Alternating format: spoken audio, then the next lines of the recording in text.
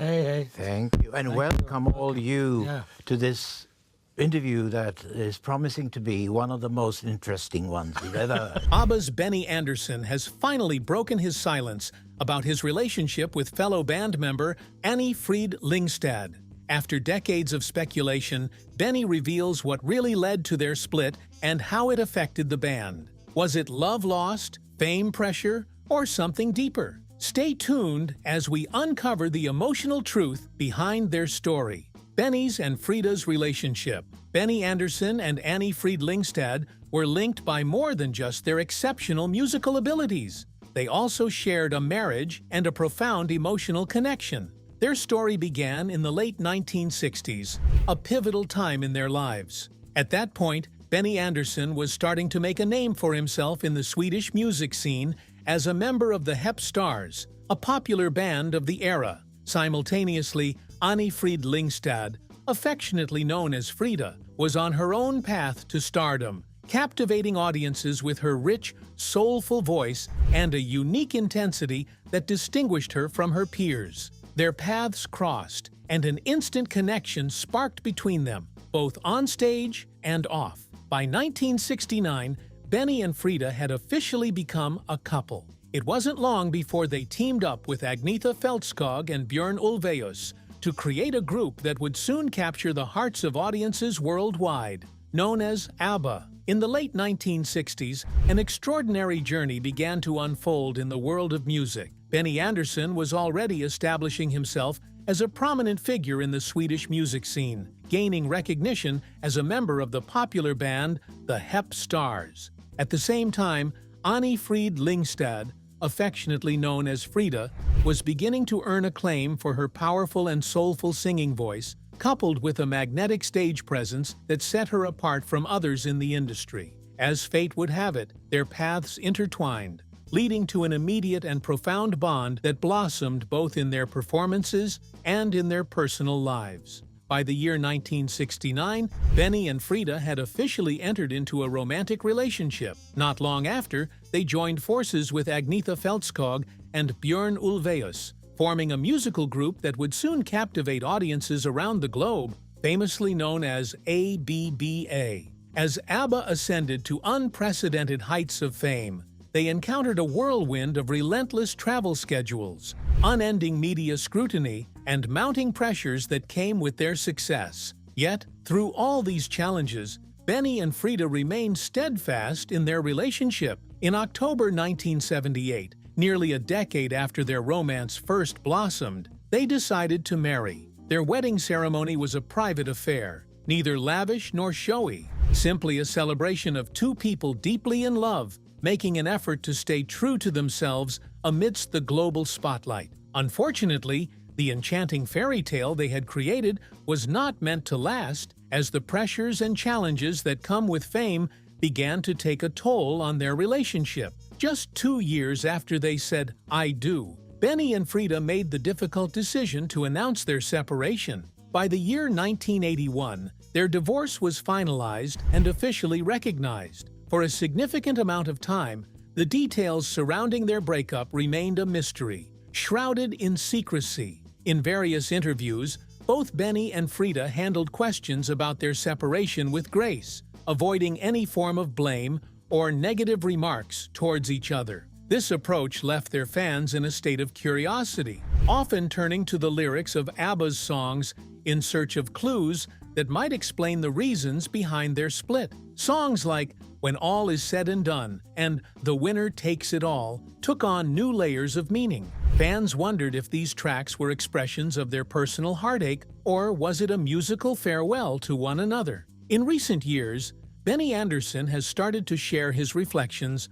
on that significant period of his life. Through a series of interviews and documentaries, he has disclosed that the end of his marriage was not the result of scandal or infidelity, but rather a process of transformation. Over time, they had grown apart. The effects of fame had a profound impact on their lives, altering their daily routines and straining their connection. What initially brought them together, music, also introduced an intensity that became increasingly difficult to navigate. Benny has acknowledged that he met Mona Nurklet, who would later become his second wife, around the time his relationship with Frida was beginning to falter. While it was never labeled as an affair, he recognized that his feelings had changed. Frida has navigated the breakup with an unexpected level of poise and dignity. In a prior interview, she expressed that the two of them had simply evolved in different directions. The root of the issue lay in their differing aspirations and visions for the future. Rather than a tumultuous conclusion, it was simply a matter of two individuals who could no longer share the same path in life. However, what stands out the most is what transpired afterward. Despite their separation, both Benny and Frida continued to work together as part of the iconic band ABBA, showcasing their professionalism and commitment to their music. Their professional relationship was free from public disputes or any signs of discomfort during their performances. They collaborated on songs, recorded music together, and provided mutual support, not just as colleagues, but as individuals bonded by their shared experiences and history. In 2021, when ABBA made a stunning return with the release of their Voyage album, marking a reunion after a 40-year hiatus, all four members came together, both musically and emotionally. Once again, Benny and Frida found themselves side by side, not as a couple, but as two people who had traveled a significant path together, united by their past. In a recent revelation,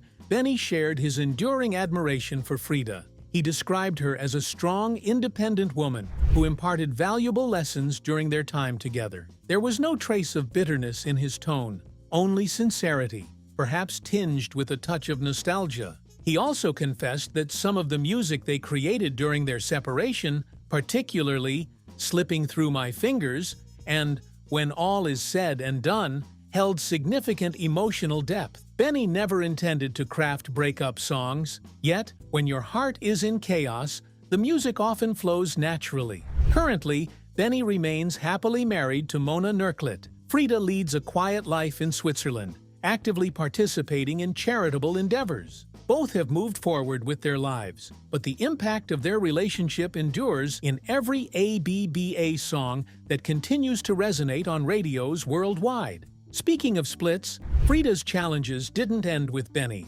Throughout her life and career, she's faced personal battles and painful separations that shaped her into the woman she is today. Challenges in Frida's career. Two remarkable voices that defined a generation, Agnetha and Frida, the dynamic duo behind ABBA's unforgettable harmonies. While the world celebrated these two extraordinary talents, one of them grappled with feelings of invisibility. Frida often found herself living in the shadows. She was overshadowed not only by the bright lights of fame and the public's perception, but, most painfully, by her own bandmate. Frida once revealed in an interview that, although she and Agnetha were promoted as the ABBA girls, it seemed that both the public and the media were more drawn to Agnetha. She felt overshadowed, not by Agnetha herself, but by how the world responded to her. It's easy to understand why. Agnetha frequently took the lead vocals on ABBA's most significant global hits,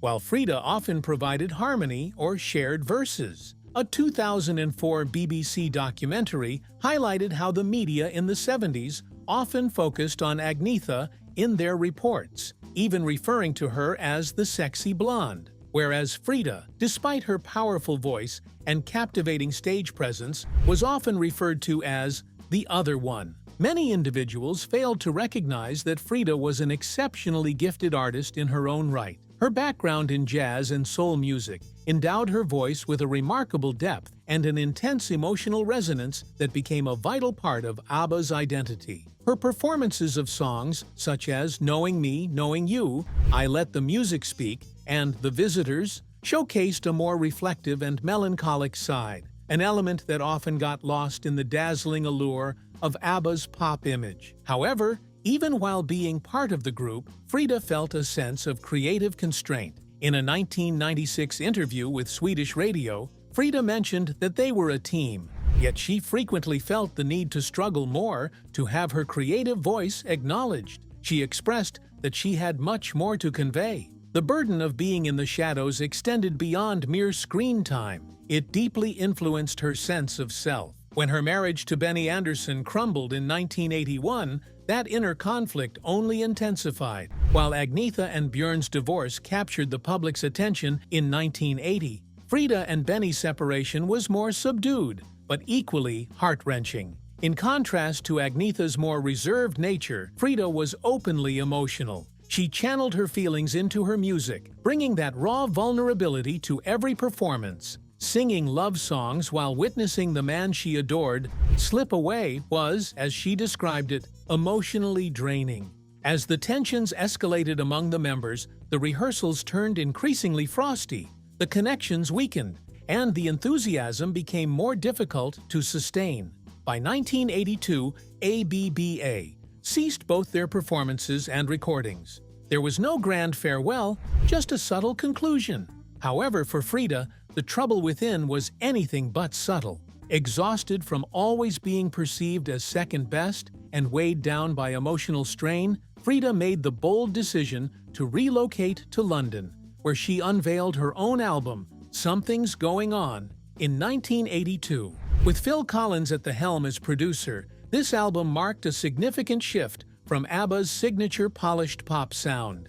It embraced a darker, rock-infused style that was deeply personal.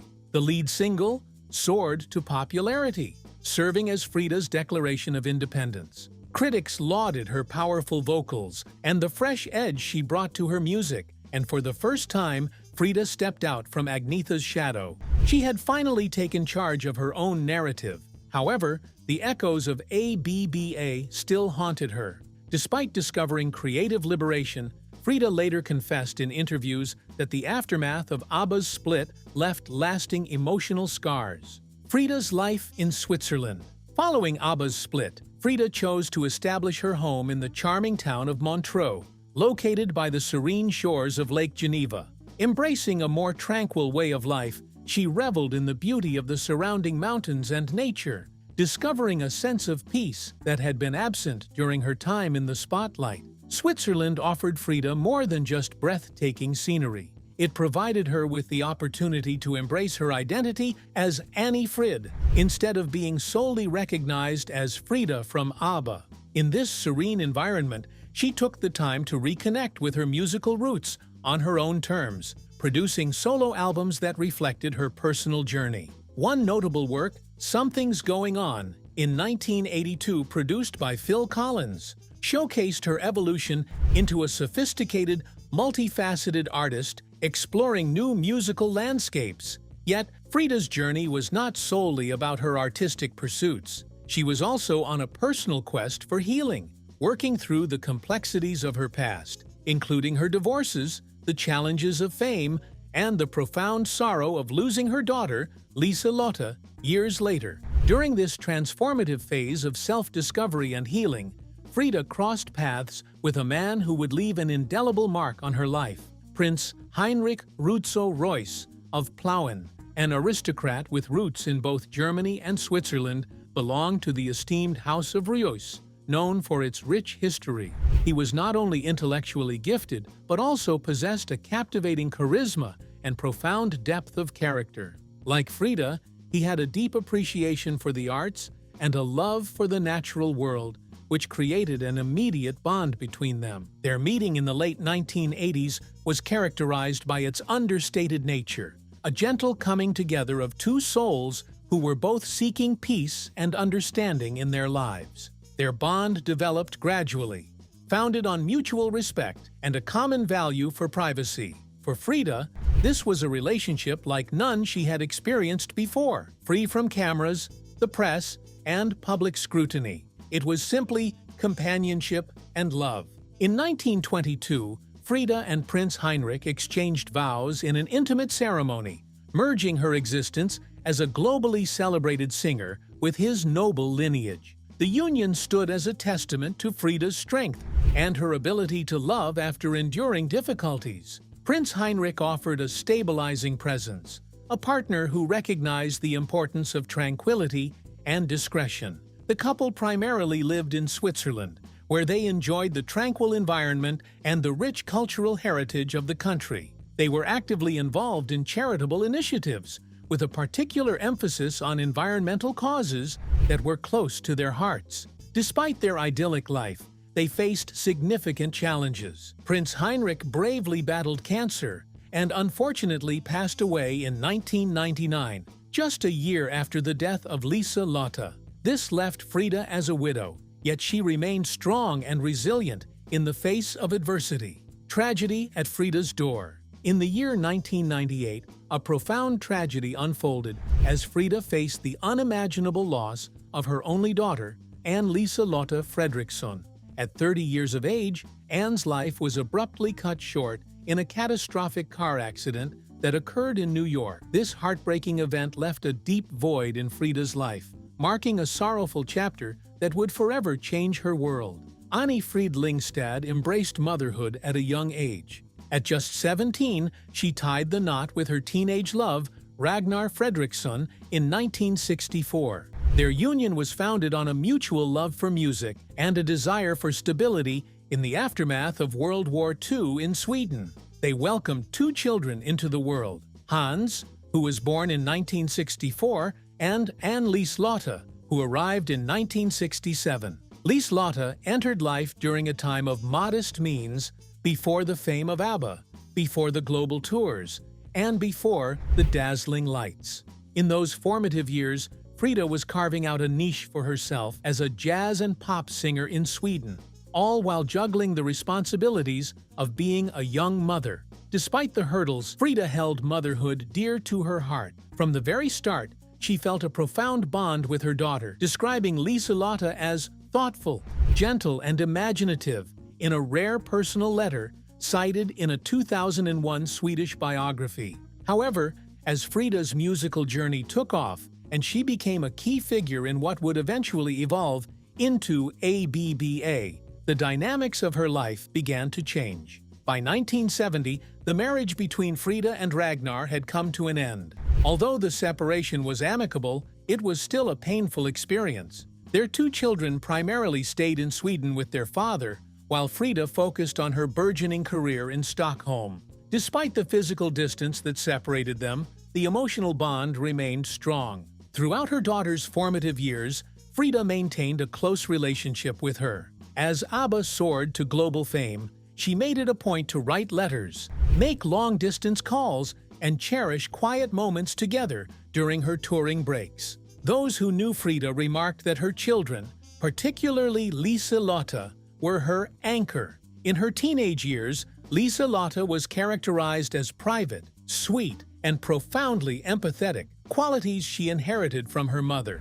She preferred to stay out of the limelight, opting for a more subdued lifestyle. Eventually, in her 20s, she relocated to the United States to carve out a new life and discover her own identity, stepping away from the shadow of ABBA. In the United States, she tied the knot with an American named Charles Casper and made her home in upstate New York. By 1989, she welcomed a son, Jonathan Casper, making Frida a grandmother at the young age of 43. Frida cherished her role as a grandmother. Although she primarily resided in Europe, she frequently visited and nurtured a strong connection with both Lisa Lotta and little Jonathan. Their relationship was founded on years of emotional richness and mutual admiration. Frida was not merely a mother, but also a trusted confidant. Then came the death of her daughter. As reported by local news and documented in official police records, her car skidded out of control on a slick road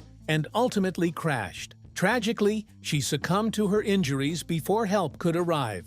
Her husband and child were left heartbroken, and so was Frida. The news reached Frida within mere hours. Friends who were close to her during that time described her response as earth-shattering. For a woman who had always been a pillar of strength, this was a moment of total disintegration. Without delay, Frida flew to the United States to be with her grandson and to handle the necessary arrangements. She completely withdrew from the public eye, seeking privacy as she navigated her grief. In a rare address to the Swedish media later that year, Frida expressed her feelings by stating that there are no words for this kind of loss. No music, no silence, only sorrow. Although the public was unaware, those close to her recounted a time of profound grief. She bore her suffering quietly yet heavily, withdrawing from public appearances and turning inward. The passing of Liselotte represented not merely the loss of a daughter,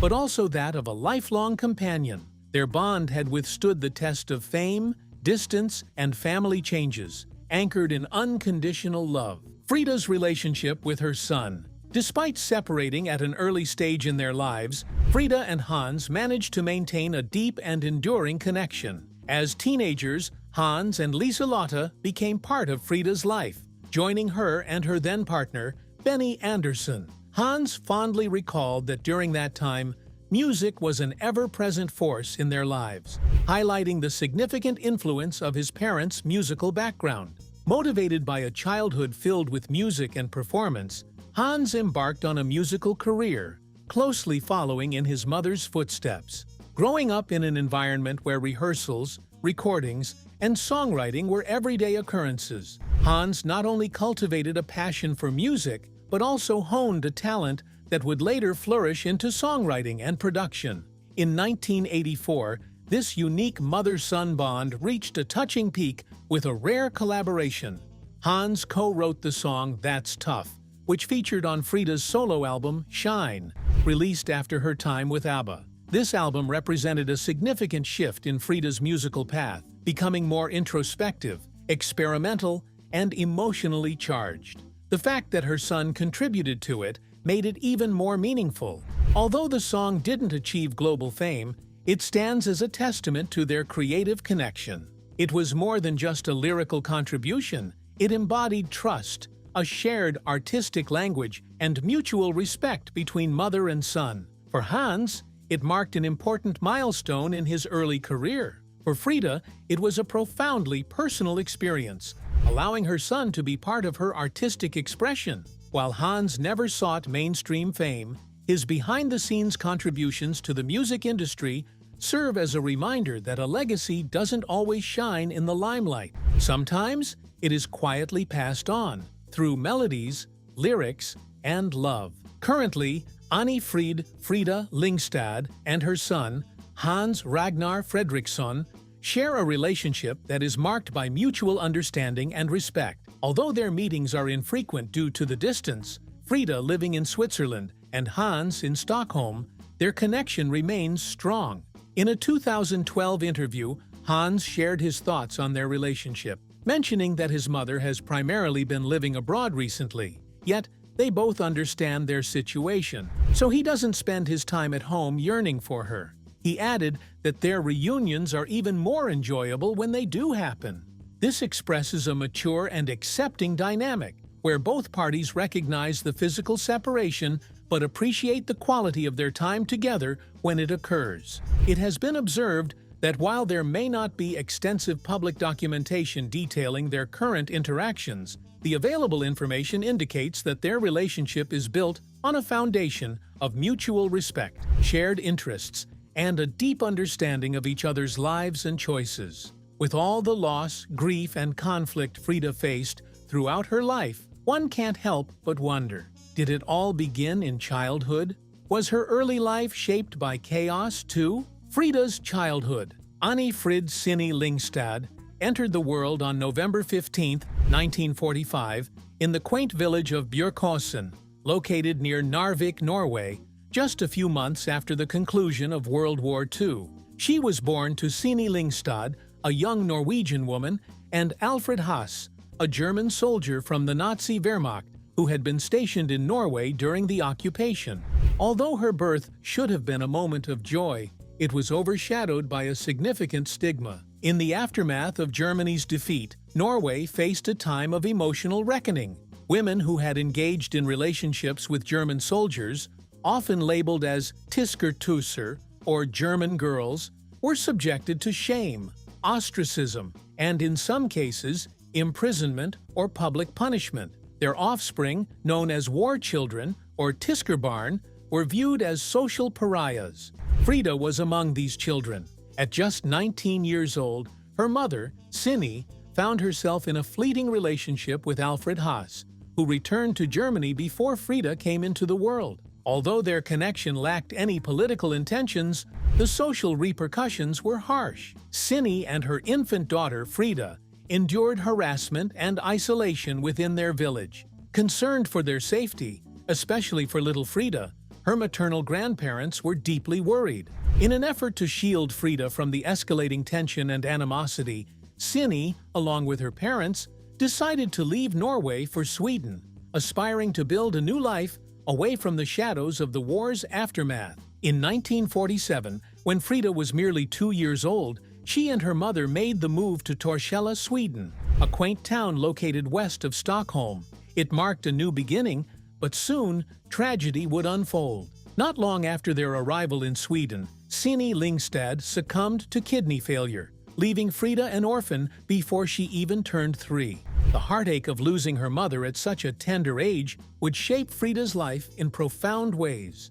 She was welcomed into the care of her maternal grandmother, Anni-Frid Lyngstad, who took on the roles of both guardian and guiding star. Agni sacrificed her own aspirations and stability to provide Frida with a nurturing home, love, and ultimately, hope. Frida spent her childhood in the humble surroundings of Torshälla, nestled within a working-class community. Her grandmother played a pivotal role in shaping her character, imparting lessons of discipline, kindness, and remarkable strength. Despite their financial struggles, the bond they shared was rich in emotional warmth. Frida would later reflect on her grandmother as the most significant figure in my life. Her grandmother seldom mentioned Frida's parents, aiming to shield her from the harsh judgments associated with her German roots. Frida's journey with music began in her early childhood. Even as a young girl, she exhibited extraordinary talent that enchanted her neighbors. She took part in church choirs and local events,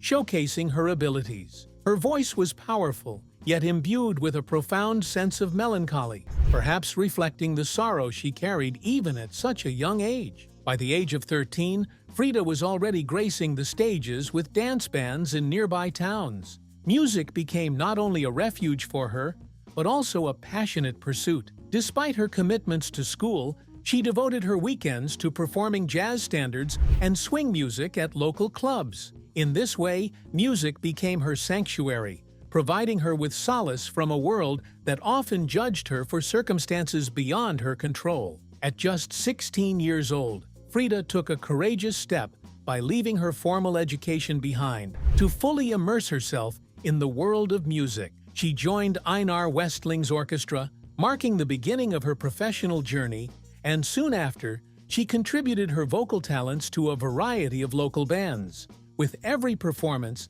she began to attract attention, not just for her extraordinary vocal abilities, but also for her powerful stage presence that captivated audiences. By this stage in her life, Frida had developed a deep emotional intelligence, a trait likely shaped by the hardships she faced in her early years. Her performances stood out not because of flawless technical execution, but because she poured authentic emotion into every lyric she sang, creating a connection with her audience that was both profound and memorable. Throughout a significant part of her childhood, Frida believed that her father had died during World War II. It wasn't until 1977, after she had already achieved fame as a member of ABBA, that she learned the truth about his fate. A German teen magazine published an article that chronicled Frida's life, which caught the attention of Alfred Huss, her biological father, who was very much alive and living in Germany. Alfred reached out to her, and a reunion was arranged through the magazine Bravo. Frida then traveled to Germany, where she met her father for the very first time. The meeting was an emotional experience, yet it was also complex and layered. Frida later revealed that while it was important for her to meet him, they were unable to establish a deep bond. In her own words, he felt like a stranger to her, and he remained a stranger throughout their encounter. Despite this realization, she found herself feeling unsettled about her identity. The encounter shifted her understanding of her origins, challenging everything she had previously believed. It not only reopened old wounds, but also offered a sense of closure to a chapter in her life that had been filled with uncertainty. In an interview, Frida reflected on how her early experiences shaped her inner strength. She acknowledged the pain of feeling unwanted, but contrasted it with the profound love she received from her grandmother, which she considered her salvation. This love provided her with the support she needed to overcome adversity. While many people focus on Frida's fame, beauty, and musical talent, the heart of her legacy lies in the story of a young girl who faced tremendous loss yet found her voice. Her journey is a testament to resilience and the power of love in overcoming life's hardships. Frida's early years were marked by survival, displacement, and unspoken pain. She entered a world that seemed to reject her, growing up under the weight of shame for a conflict she had no part in, and she lost her mother before she could even form memories of her. Despite these challenges, she persevered. This resilience laid the groundwork for her future achievements. Her ability to empathize, her captivating presence on stage, and her openness all stemmed from a childhood that required her to possess emotional depth from the very beginning. If you enjoyed this video, like and subscribe, and also click the next video shown on your screen.